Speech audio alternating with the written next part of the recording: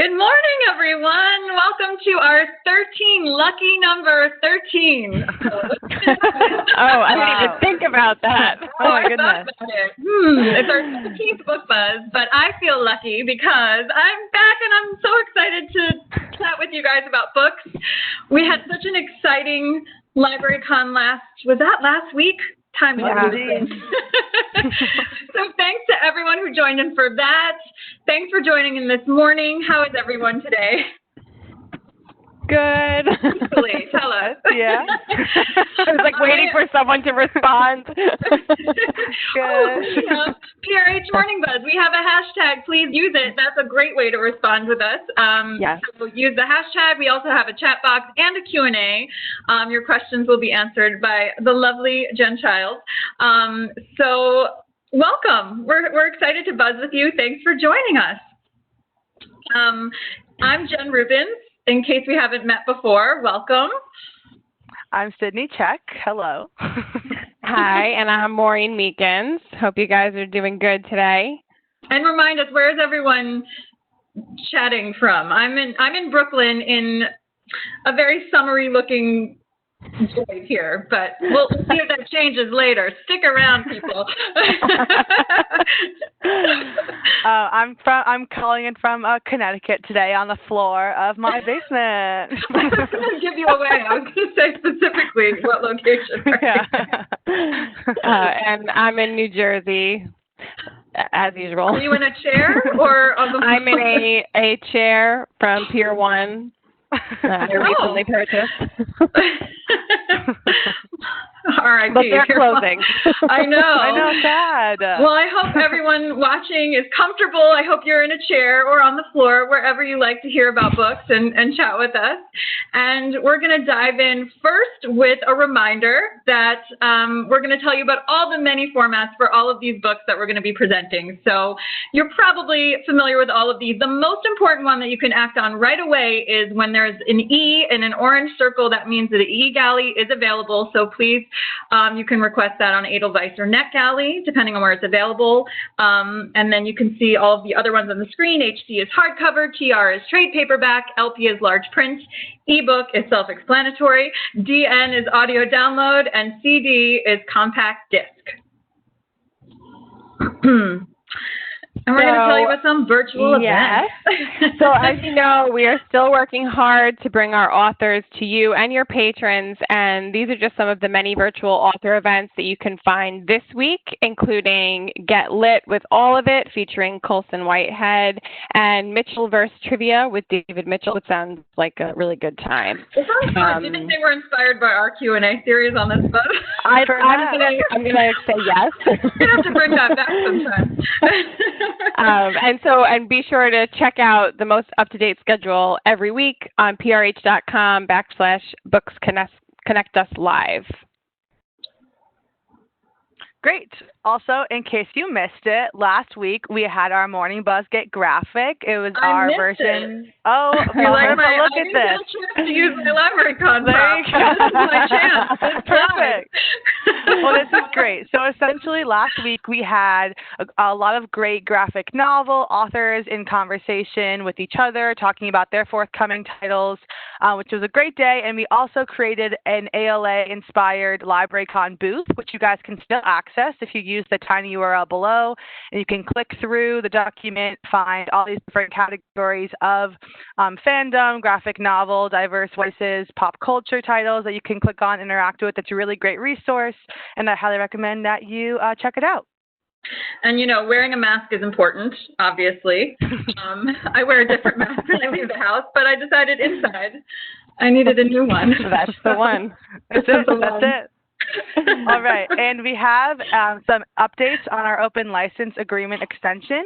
So in order to encourage reading in classroom read-aloud experiences and to support schools and public libraries forced to close by the escalating COVID outbreak, PRH is permitting teachers, librarians, and booksellers to create and share story time and read aloud videos and live events according to the following guidelines, which have been extended to December 31st.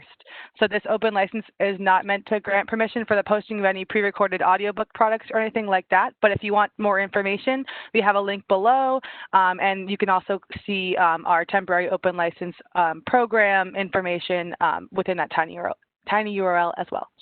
And we've been so inspired, thanks to everyone who's been taking advantage of this program. It's been really heartening to see, what you're able to do to connect with your patrons and families and people looking for more ways to connect, as clearly we've been doing too, but we love seeing what you're doing. And so we're so glad that we were able to extend this and keep it going. All right. All right, so we all know it is Christmas in July. Jen, this is perfect. Because I can't believe it. This is so weird. I don't normally have these up in my house in July. But it's Christmas in July, and I like to think of this as a time where we can pretend that the heat of summer is the warmth of the holiday season, and that's what those lights are doing. Maureen, can you say that line one more time? I say it's a time where we can pretend that the heat of the summer is the warmth of the holiday season, but I feel like I should be saying it as Angela Lansbury, as the teapot in Beauty and the Beast. Oh, do you want to do a take 3? I'll do it. It's a time where we can pretend that the heat of the summer is the warmth of the holiday season. Wow. Bravo. Yeah. We have any British audiobook narrator auditions, yeah. I think. That was my audition. Done. I'll pass it along. Take it or leave it. So I'm going to start with a little bit of mystery from the beloved Anne Perry. This is Christmas Resolution. And it's where a smitten young woman is about to marry a dangerous man unless Detective Hooper and his new girlfriend can prevent it. It's a wickedly tangled holiday mystery that actually rekindles a flame from the final William Monk novel in 2018, Dark Tide Rising. So if you've read it, this kind of picks up where that left off. And if you haven't, you can go back and read it. It's perfect for fans of Deanna Raybourn, Jacqueline Winspear, Elizabeth George, and of course, everyone who loves Anne Perry and her William Monk series. And then, of course, there's Debbie Macomber with Jingle All the Way. And here is a young workaholic. Those are my jingles. Do it again? Oh, wait. It's really a maraca. I couldn't find bells, so. I got it. Okay. It's a young workaholic who runs a startup in Chicago who's trying to avoid going home for the holidays by booking a cruise as the perfect getaway. But in the end, as usual, she discovers that relationships and family are more important than work, and you can't run away from who you are. It's a heartfelt novel that's perfect for fans of Nora Roberts and Nicholas Sparks, and it continues Debbie Macomber's Christmas stories that are just as much a holiday tradition as putting up the tree. Or Christmas lights on your bookshelf. Or that. Very cute. That was good. And then 'tis the season for finding romance, the 12 Dates of Christmas.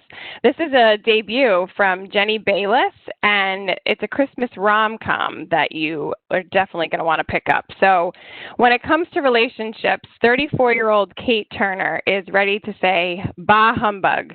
But then her best friend signs her up for a dating agency that promises to help singles find love before the holidays.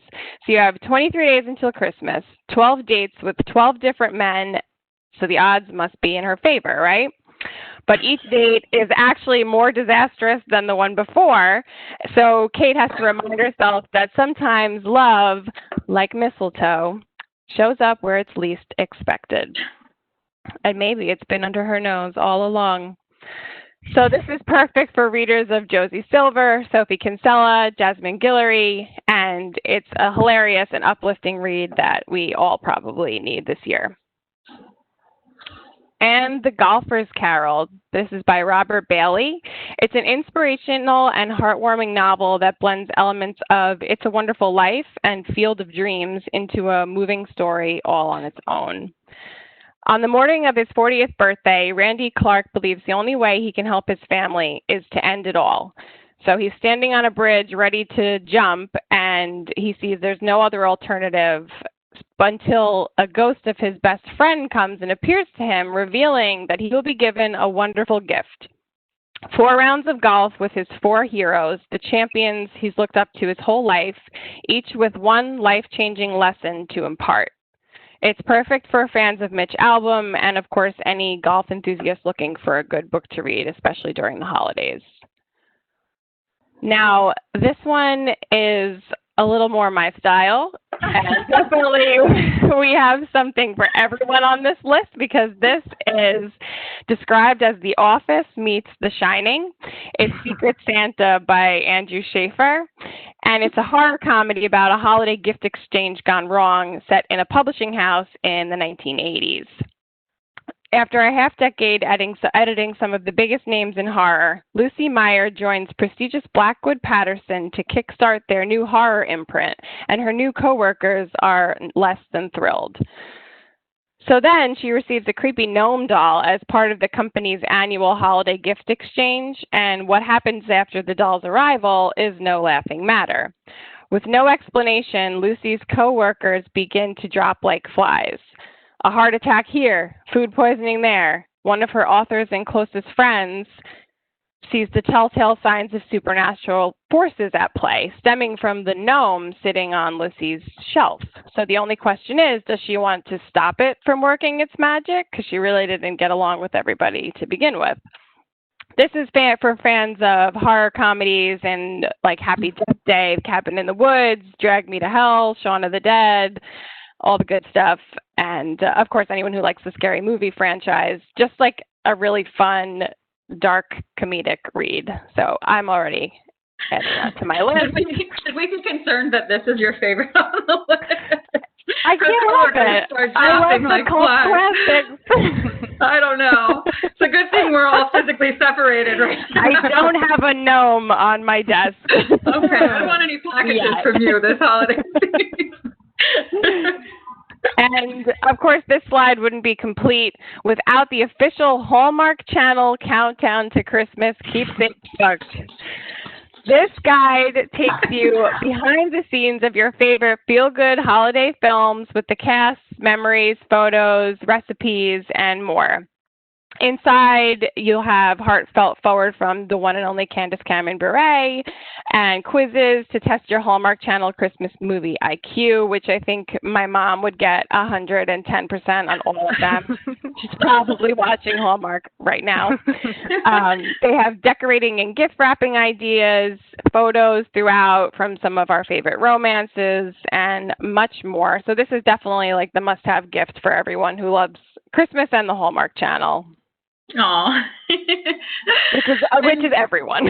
I mean, and I think right now, I mean, we need some holiday spirit. I mean, I can't tell you how excited I got to hang Christmas lights this morning. It was like there's something to be said for that. And I've never even had a Christmas tree, but I have Christmas trees. Although it's funny, my son saw the menorah in our house the other day, and he pointed to it, and he was like, "Let's light candles." And part of me was tempted to be like, you know what? Let's just do it. Celebrate a holiday in the middle of summer. Although I'm no fool, I'm sure he remembers that there are presents associated with lighting the menorah. That's true. If you light it, the presents just appear. I know. But I think that this is a really, lovely way to add some festivity. So and some good puns and and actually I used very subtly a hot chocolate mug this morning for my Christmas decor, and I have my cookies. Wow. For my Secret Santa. Living the dream. So what I'm doing by myself in my apartment is hanging Christmas lights and eating cookies. And having a good time. But just to add from an audiobook note here that Debbie McCumber, if you're not aware, I mean, she is a huge audiobook fan. So we always love talking about her audiobooks, especially because she's so passionate about them. She said she doesn't go anywhere in the car without listening to an audiobook. She prefers mysteries, but she's also a huge knitter and cook. And so those are the perfect activities, especially at holiday time, but really anytime, to listen to an audiobook while you knit or while you're cooking. And her audiobooks are just the perfect gentle listen that I think we also, many of us need right now, is something where we know we want to feel heartwarmed and happy. So Jingle All the Way will be read by the fabulous Therese Plummer. And we'll have more audiobook news soon about the 12 Days of Christmas, which sounds like so much fun, and the Welper's Carol. All right, next up we have some poetry. Entering the Poetry Slam, as one says. And we'll begin with Whale Day by Billy Collins. This is Billy Collins' 13th collection of poems, which gathers together over 50 new poems, which showcase the deft mixing of the playful and the serious that has made him one of our country's most celebrated and widely read poets. These are poems of whimsy and imaginative acrobatics, but they are grounded in the familiar, common things of the everyday experience. Collins takes us for a walk with an impossibly ancient dog, discovers the proper way to eat a banana, meets an Irish spider, and invites us to his own funeral. Facing both the wonders of being alive and the thrill of mortality, these new poems can only solidify Collins' reputation as one of America's most durable and interesting poets. Next up, we have finna, and I wanted to open with the definition of finna created by the author, Nate Marshall. And it is, the first one is going to, intending to, rooted in African American vernacular English. The second definition is I dialect, spelling of fixing to. And 3, the black possibility, black futurity, or blackness as tomorrow. So these poems consider the brevity and disposability of Black lives and other oppressed people in our current era of emboldened white supremacy and the use of the Black vernacular in America's vast reserve of racial and gendered epithets.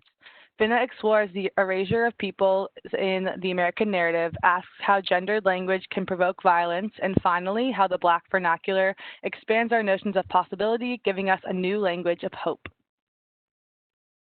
Now we have The Girl and the Goddess. This is written by the best-selling poet, writer, and Instagram sensation Nikita Gill, who returns with a collection of poetry and prose exploring Hindu mythology and legend. Meet Paro, a girl with a strong will, a full heart, and much to learn. Born into a family reeling from the ruptures of partition in India, we follow her as she crosses the precarious lines between childhood, teenage discovery, and realizing her adult self. In the process, Paro must confront fear, desire, and the darkest parts of herself in the search for meaning and ultimately empowerment. Nikita Gill's vivid poetry and beautiful illustrations have captured hearts and imaginations, but in The Girl and the Goddess, she offers us her most personal and deeply felt writing to date. An intimate coming-of-age story told in linked poems that offers a look into the Hindu mythology and rich cultural influences that helps her become the woman she is today. I personally love this type of poetry, too, because it all connects as one, and it seems like it's one of those things where you could read a poem, put it down, go to sleep, but then at the end of the day, it all has like one central theme, which I personally love, so I'm very excited to read this. And next up, we have Together in a Sudden Strangeness, and this seems very pertinent to today because this was inspired by the novel Coronavirus and its devastating effects. So Alice Quinn reached out to poets across the country to see if and what they were writing under quarantine. Moved and galvanized by the response, the one-time New Yorker poetry editor and recent former director of the Poetry Society of America began collecting the poems arriving in her inbox, assembling this various intimate and intricate portrait of our suddenly altered reality.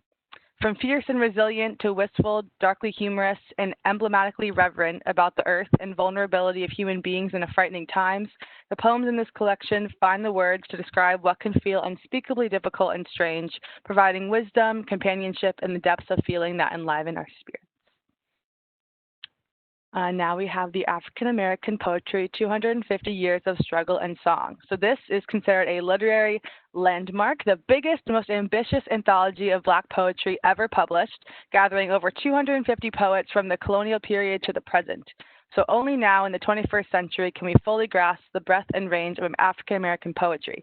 A magnificent chorus of voices, some familiar, others recently rescued from neglect, here in this unprecedented anthology, expertly selected by poet and scholar Kevin Young. This precious living heritage is revealed in all its power, beauty, and multiplicity. Taking the measure of the tradition in a single indispensable volume, African American Poetry, 250 Years of Struggle and Song, sets a new standard for a genuinely deep engagement with Black poetry and its essential expression of American genius. And lastly, we have love poems for the office, which I'm really missing right now. I'm excited to read this, and maybe it's the opposite of Secret Santa. Yeah, except that one. We'll take that one out. So this is in the spirit of his love poems collections, as well as his wildly popular New Yorker pieces. New York Times bestseller and Thurber Prize winner John Kenney returns with a hilarious new collection of poetry for office life. With the same brilliant wit and biting realism that made love poems for married people, love poems for people with children, and love poems for anxious people such hits, John Kenney is back with a brand new collection that tackles the hilarity of life in the office. From waiting in line for the printer and revising spreadsheet after spreadsheet to lukewarm coffee, office politics, and the daily patterns of your most annoying and lovable coworkers, masterfully captures the warmth and humor of working the 9-to-5 in today's modern era. So that seems pretty great for right now, since I'm sitting on my basement floor. When we go back to work, I'm definitely bringing maracas to the office, so I can be that annoying coworker. Send her back. Annoying yet beloved. I hope. And just to add, I mean, poetry is meant to be heard, right? It's meant to be recited and shared and listened to, and so audiobooks are obviously, I think, a perfect fit for so many of these, if that's your format of choice. Whale Day will be read, of course, by Billy Collins. Finna was recorded in Nate Marshall's own home just this month. We think The Girl and the Goddess will be narrated by the author, so more news on that soon. What's really great about Together in a Sudden Strangeness, it's read by a cast of 13 narrators. This includes some very familiar voices such as Eduardo Ballerini and Michael Crouch and Hillary Huber, Nicole Lewis, but also includes poet, podcaster, and comedian Catherine Cohen, who will also read on this collection. So it's really a great collection of voices and will be really powerful, read or heard. And then I have to add finally, I mean, John Kenney is so funny. I've talked about This Is the Author podcast before, which is from Penguin Random House Audio, and we often ask authors when they're in the studio recording their audiobook to answer some questions. And he has the funniest answers to these questions about recording his audiobook in the most creative way. I guess he really has to earn that humor prize that he was given. But I highly recommend looking up This Is the Author and finding the episode with John Kenney that came out, I think last year. And I'll find it. I'll send it around in the recap. But it made me laugh out loud, and I've listened to it multiple times. It makes me laugh out loud every time. So definitely, you want to hear him read his own work. He's so funny. Also, Catherine Cohen's my new favorite comedian. As a really? I'm obsessed with her, and this is such exciting news. Oh my gosh! I didn't even know great. that. Well, I'm glad I could deliver that exciting news to you. Yeah. All right. So now I want to move on to just some of the incredible works of literary fiction that we have coming up. And I'll start with The Prophets. This is a debut by Robert Jones Jr. about the forbidden union between two enslaved young men on a Deep South plantation, the refuge that they find in each other, and a betrayal that threatens their existence. It's a major American novel about race, slavery, and the treatment of marginalized groups in American history, set against a powerful and emotional human narrative that takes such a history and makes it feel prescient to our contemporary times. This book is for readers of Ta-Nehisi Coates, Colson Whitehead, and has a lyricism that's reminiscent of Toni Morrison and James Baldwin. So this is a big book. It's timely, it's essential, and it's definitely going to be in high demand. And you may recognize the name Phil Cly. He won the 2014 National Book Award for his short story collection, Redeployment. He's back, and this is his first work of fiction. It's called Missionaries. It's dubbed The Quiet American for a New Century. And in Missionaries, Cly draws on 6 years of research in America and Colombia into the effects of the modern way of war on regular people. He examines the globalization of violence through the interlocking stories of 4 different characters and the conflicts that ultimately define their lives. It's a window not only into modern war, but into the individual lives that go on long after the drones have left the skies. And Booklist calls it a triumphant achievement that elevates Clyde to the top echelon of contemporary writers. So a lot of big things to come for this book, too. And then we have Perestroika in Paris by Pulitzer Prize-winning author Jane Smiley. This is a captivating, brilliantly imaginative story of 3 extraordinary animals and a young boy whose lives intersect in Paris. It starts when Perestroika, a spirited racehorse, finds the door of her stall open and wanders all the way to the City of Light. There, she soon meets an elegant dog, a German short-haired pointer named Frida, 2 irrepressible ducks, and an opinionated raven. She then meets a human boy who shows her a new, otherworldly part of Paris. And as the cold weather and Christmas near, the unlikeliest of friendships bloom. But how long can a runaway horse stay undiscovered in Paris, and how long can a boy keep her hidden and all to himself?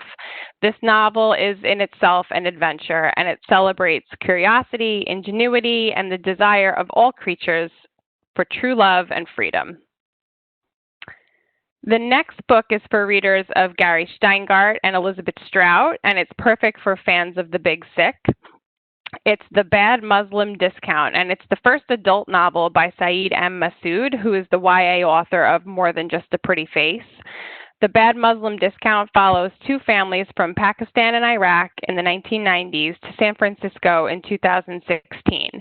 It examines universal questions of identity, faith, or lack thereof, and belonging through the lens of Muslim Americans.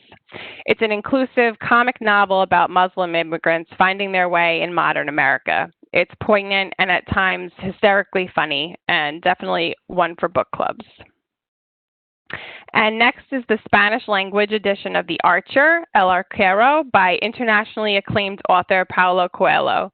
This is an inspiring story about a young man seeking wisdom from an elder and the teachings imparted along the way. In these pages, Coelho captures the values that are the framework for a rewarding life: hard work, passion, thoughtfulness, the willingness to fail, and the urge to live a life of good intentions, drive, and heart. It's a short, powerful, and resonant work. And last but not least, we have Long Live the Post Horn by Vigdis Hjorth. This is an existential scream of a novel about loneliness and the Postal Service, written in Hjorth's trademark spare, rhythmic, and cutting style. Eleanor, a 35-year-old media consultant, has not been feeling herself. She's not been feeling much at all lately. Far beyond jaded, she picks through an old diary and fails to recognize the woman in its pages, seemingly as far away from the world around her as she's ever been. But when her coworker vanishes overnight, an unusual new task is dropped on her desk, and off she goes to meet the Norwegian Postal Workers Union, setting the ball rolling on a strange and transformative 6 months. Kirkus Reviews calls it quirky and unsettling, and that is enough for me. It is now added to my list. So I will be reading this one soon. As you were describing it, I had a feeling that's where this is leading us to. I'm like, I read scream of a novel, existential, quirky, unsettling, and I was like, yep. And something happened to her coworker. There's a thread there's a theme going on. Maybe it's better we're not in the office right now. I'm starting to feel. And I don't have anything newsworthy yet about audiobook narrator news, but you can see on the screen all the different formats that these amazing titles will be available in. So keep an ear out for more news as we get closer to on sale.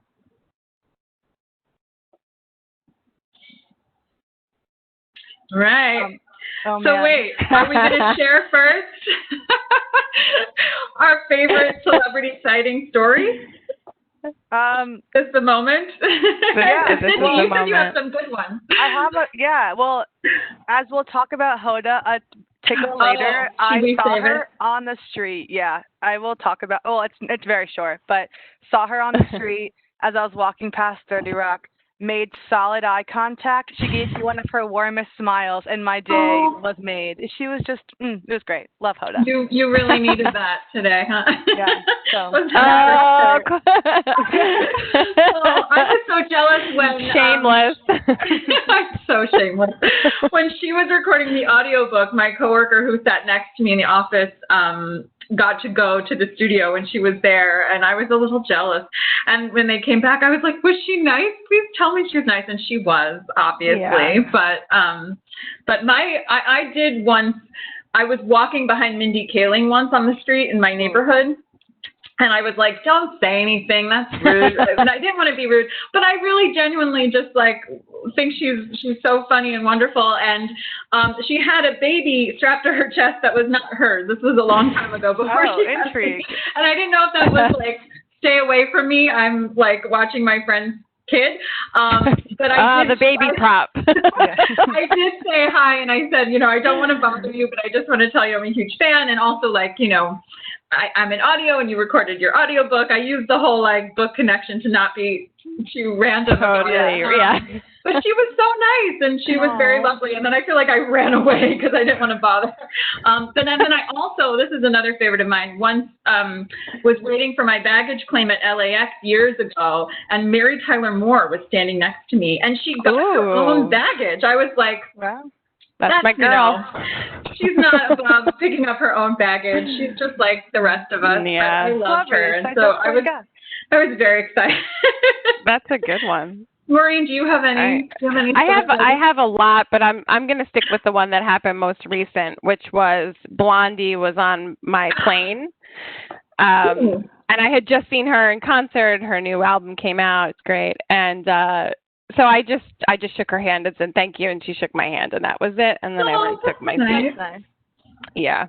So that was Then you blasted Blondie from your seat. Yeah, wow. No, she was very down to earth. Oh, that's nice. I did see Mindy Kaling's leg coming out of a limo going into the Met Gala. Oh. I didn't know it was her because I just saw because there was all these people around, and I was walking by the hotel that she was leaving from or coming out of, whatever. And I saw the leg and the leg, and then I was like, who is this superstar? And then I'm watching the Met Gala on E! News, whatever, and that was the dress, and I was like, I just saw Mindy Kaling's leg, so I was pretty excited. I would have been impressed if you knew it was her because of her leg. Oh, no. She might have been impressed leg. Or scared. Yeah, probably scared. All right, terrified. I'm very excited to talk about these books because I consider myself the pop culture expert of the group. And that's why this is your slide. Exactly. So let's get to it. I'm going to begin with Megan Rapinoe, who is Olympic gold medalist and two-time Women's World Cup champion. She has become a galvanizing force for social change. Here, she urges all of us to take up the mantle with actions big and small to continue to fight for justice and equality. In One Life, Rapinoe embarks on a thoughtful and unapologetic discussion of social justice and politics. Raised in a conservative small town in Northern California, the youngest of 6, Rapinoe was 4 years old when she kicked her first soccer ball. Her parents encouraged her love for the game, but also urged her to volunteer at homeless shelters and food banks. Her passion for community engagement never wavered through high school or college, all the way up to 2016 when she took a knee during the national anthem in solidarity with former NFL player Colin Kaepernick to protest racial injustice and police brutality, the first high-profile white athlete to do so. The backlash was immediate, but it couldn't compare to the overwhelming support. Rapinoe became a force of social change both on and off the field. As she declared during the soccer team's victory parade in New York in 2019, this is everybody's responsibility, every single person here, every single person who is not here, every single person who doesn't want to be here, every single person who agrees and doesn't agree. It takes everybody. This is my charge to everybody. Do what you can, do what you have to do, step outside yourself, be more, be better, be bigger than you've ever been before. And that is very inspiring. So it is. I gotta go. I have some things to do. Yeah, I know. I'm ready. Let's go.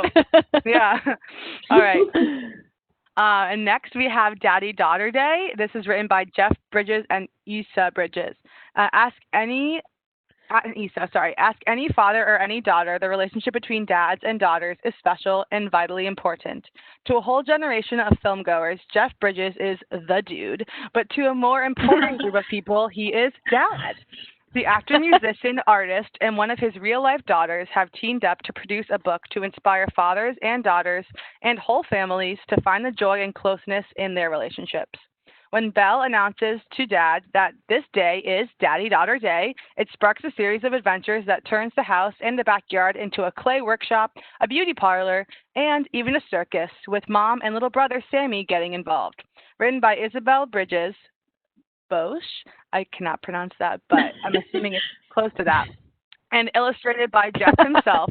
This is a book for daughters, fathers, and families to treasure all their lives. How cute. I didn't realize that he illustrated it. That's great. Yeah. That's a fun tidbit. Very sweet. Go, Jeff. Go, Jeff. Next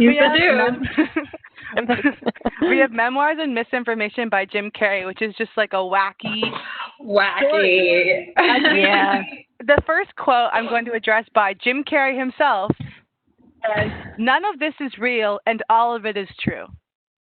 I can't wait to read I this. love that. Jim Carrey. Sure, he's an insanely successful and beloved movie star, drowning in wealth and privilege, but he's also lonely, maybe past his prime, maybe even getting fat.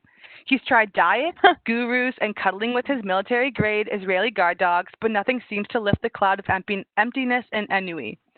Even the sage advice of his best friend, actor and dinosaur skull collector Nicolas Cage isn't enough to pull Carrey out of his slump. But then Jim meets Georgie, ruthless ingenue, love of his life, and with the help of auteur screenwriter Charlie Kaufman, he has a role to play in a boundary-pushing new picture that may help him uncover a whole new side to himself. Finally, his Oscar vehicle. Things are looking up, but the universe has other plans. Memoirs and Misinformation is a fearless semi-autobiographical novel, a deconstruction of persona. In it, Jim Carrey and Dana Vachon have fashioned a story about acting, Hollywood, agents, celebrity, privilege, friendship, romance, addiction to relevance, fear of personal erasure, are one big soul, Canada, and a cataclysmic ending of the world, apocalypses within and without. This booklist remarks this so as, good. I know. Booklist remarks this as reminiscent of Mark Lehner's absurdist depictions of wealth and with a similarly otherworldly depiction of LA.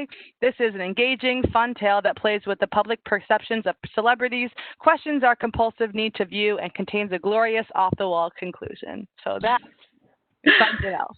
Did you see his interview with Jimmy Fallon I didn't want to get the wrong Jimmy Fallon last week or 2 weeks ago? No, I want to see it. But he talks about the cover, because speaking of the end of the world, yeah. This is his face. Right. And he tells the story that this is his face when he thought he had 10 minutes left to live, because he was in Hawaii when there was that false alarm message sent out that there, were bombs coming and that it was over. And he said this was his expression when that happened, because he was there, and then obviously it turned out okay. So I'm sure, I wonder if that's how the apocalyptic end of the world ended up in his book. But it was very interesting. He was it was an interesting interview. I'm very excited about this book too. What a guy. All right. Next up, we've got Creativity by John Cleese. Creativity is usually regarded as a mysterious, rare gift that only a few possess. John Cleese begs to differ, and in this short immensely practical and often very amusing guide, he shows it's a skill that anyone can acquire. Drawing on his lifelong experiences as a writer, he shares his insights into the nature of the creative process and offers advice on how to get your own inventive juices flowing. What do you need to do to get yourself in the right frame of mind? When do you know that you've come up with something that might be worth pursuing? What do you do if you think you've hit a brick wall? Not only does he explain the way your mind works as you search for inspiration, he also shows that regardless of the task you've set yourself, you can learn to be better at coming up with a promising idea, refining it, and knowing when you're ready to act on it. This is something that would be a great use of my time right now, I feel like. That's a great book for right now. That's a good one. Yeah. I love books like this. Mm-hmm. And now you have Hoda, the lovely lady that we were just BFF. She's back. You We're had a moment. best friends. Yeah. In this all-new collection of beloved quotes, This Just Speaks to Me, #1 New York Times bestselling author Hoda Kotb offers inspiration, wisdom, and hope 365 days a year.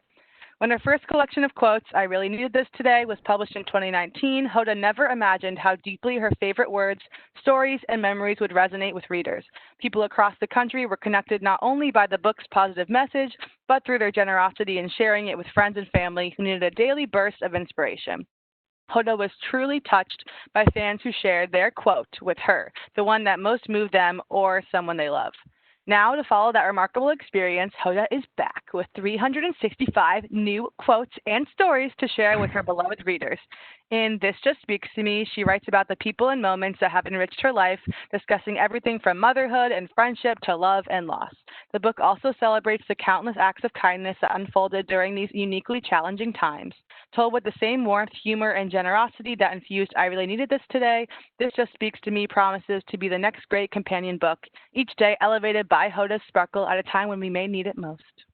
Preach. And lastly, we're going to finish on Everyone You Hate is Going to Die by Daniel. Did I write that title? Intrigue. Okay. So Tell me more. Is a stand-up comedian. He engages, enrages, offends, unsettles, educates, comforts, and gets audiences roaring with laughter, all at the same time. In his groundbreaking specials seen on Netflix and HBO, he has brilliantly tackled everything from male toxicity and friendship to love, romance, and marriage. This guy can do it all. Wow. And he claims, with the data to back it up, that his onstage laser-like dissection of relationships has single-handedly caused more than 200 divorces and 95,000 breakups. No. Oh my God. Accomplishment. Now in his first book, he picks up where his specials left off and goes after every conceivable kind of relationship with one's country. Daniel's is Scotland. With America, with lovers, ex-lovers who you hate, ex-lovers who hate you, with parents, with best friends, male and female, not best friends, with children, with siblings, and even with our own mortality. In Everyone You Hate is Going to Die, every human connection gets the brutally funny and unfailingly incisive Sloss treatment as he illuminates the ways in which all of our relationships are fragile and ridiculous and awful, but also valuable and meaningful and important. And no surprise, he can do it all. If you want to hear him tell you all of those things himself, he will be reading the audiobook. Hoda, of course, read her audiobook. Who else could have read her audiobook? And so I am very hopeful and excited that she will be back to read This Just Speaks to Me, because even the title, I mean, she has to speak to us. John Cleese will be reading Creativity. Megan Rapinoe will be reading One Life. And then Jim Carrey. When we first heard about this book, we thought, well, of course he's going to be narrating it himself. But I love this. To go along, I know, I love this too. To go along, this is, you know, what's that quote again, Sydney? Everything you are about to read is true, but not it's nothing real. Nothing is real, but everything is true. Yeah, nothing is real, and all of it is true. Yes. So in true fashion, in keeping with that, he was like, "I'm not going to read this audiobook." Jeff Daniels, his Dumb and Dumber co-star and real life friend, he takes on the role of Jim Carrey, so to speak, in this book, the fictional. I was so excited when I heard that. I know, it's pretty funny. It's like full circle. Yeah. So So it had to be a little more than what you would expect from the typical celebrity memoir. So this is not that, and it's read by Jeff Daniels. So cool. Listen up for that, yeah.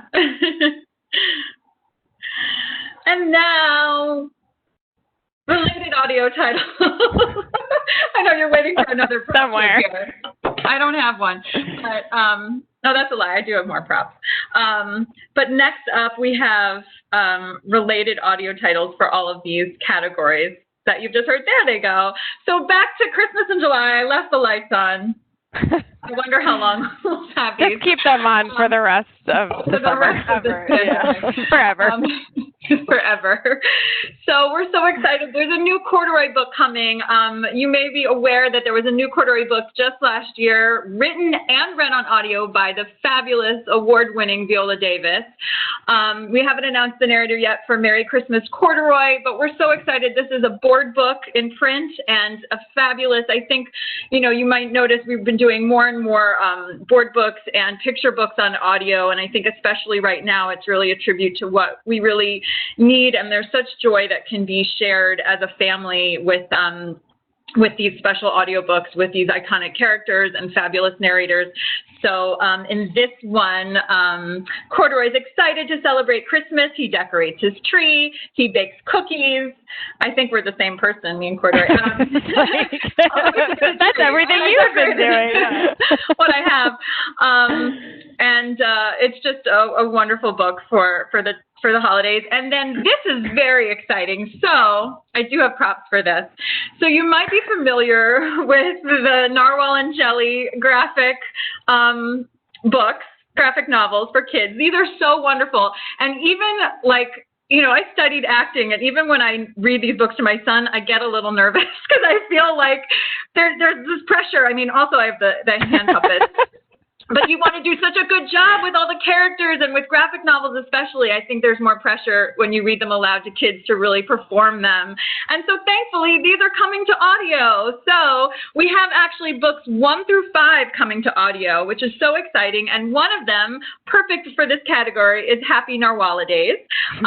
So this audiobook, all the 5 books in the series will be read by Sox Whitmore, Kirby Hayborn, the author Ben Clanton, and a full cast, and they'll feature music and sound effects. So this is truly going to be an exceptional listening experience, perfect for kids around age 4 to 8 or older, like me. I'm really excited about these, and also to share them with my 3-year-old. He loves these books, and it's just going to be such a magical new audio experience. So happy holidays, and I'm excited to have some pressure taken off the next time we open these books, and I can have some professionals read.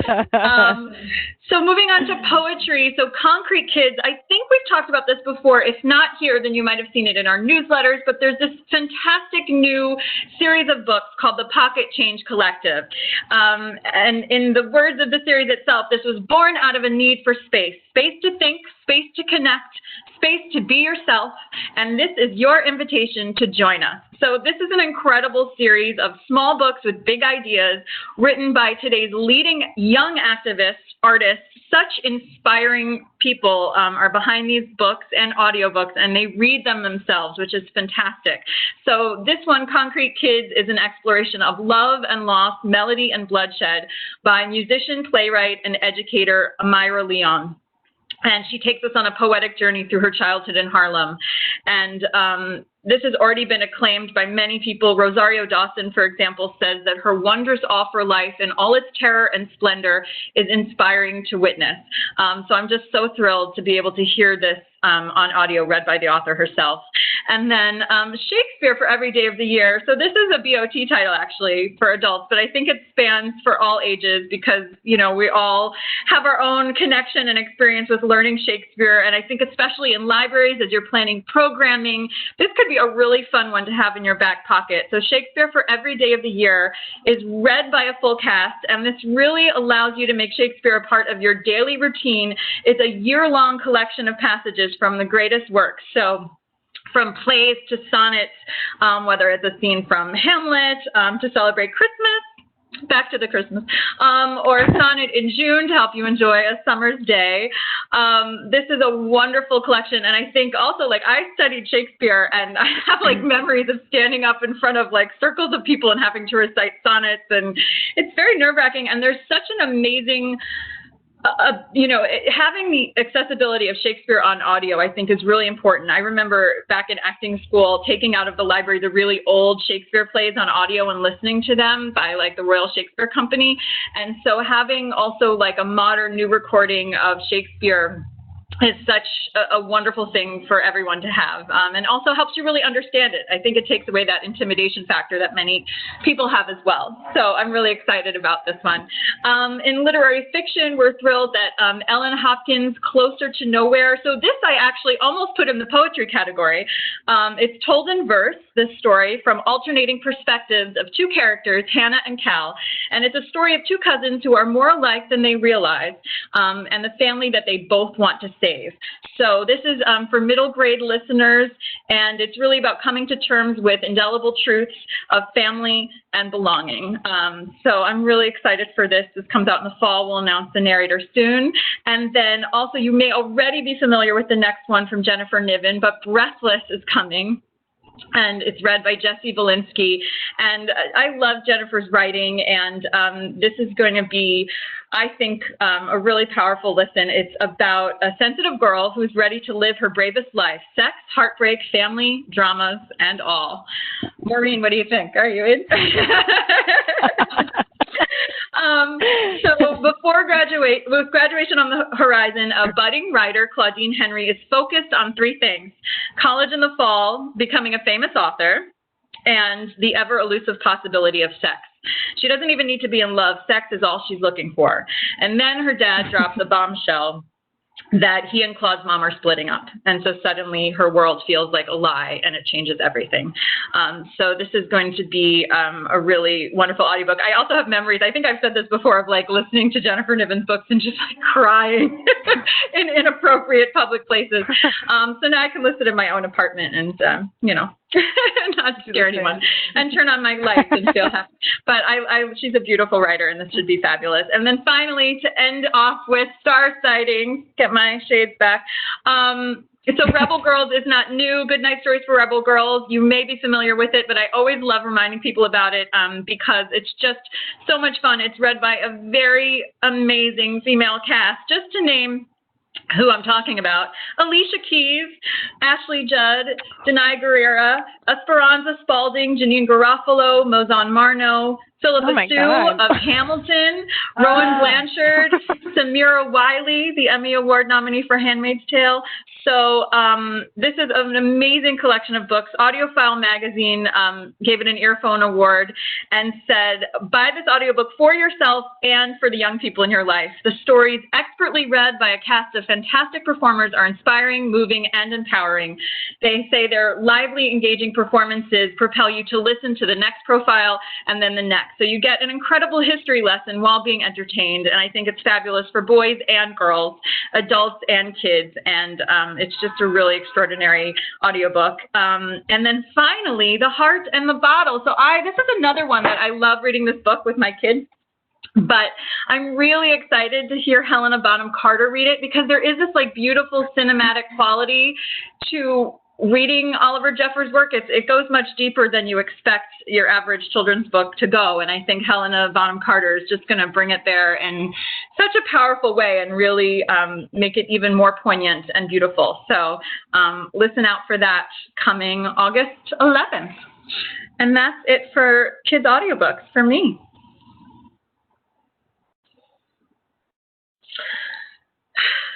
So we didn't do a pop quiz, but we had lots of other things to talk about. But we do have a question of the week. So tell us, was I supposed to do this slide, or was someone else? I feel like you're doing it now. I don't think we ever really talked about it. I had this panic moment of, like, oh no, I'm stealing someone's dog pun or plans for this slide. Maureen, let your dogs out. Oh, gosh. We did talk about maybe letting my dogs appear for this, but they're chaotic.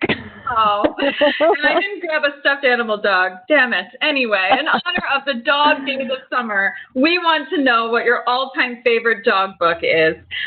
So do share it with us. PRH Morning Buzz is the hashtag, or we will send out a survey, which we always love when you guys take the time to answer those questions. So thank you.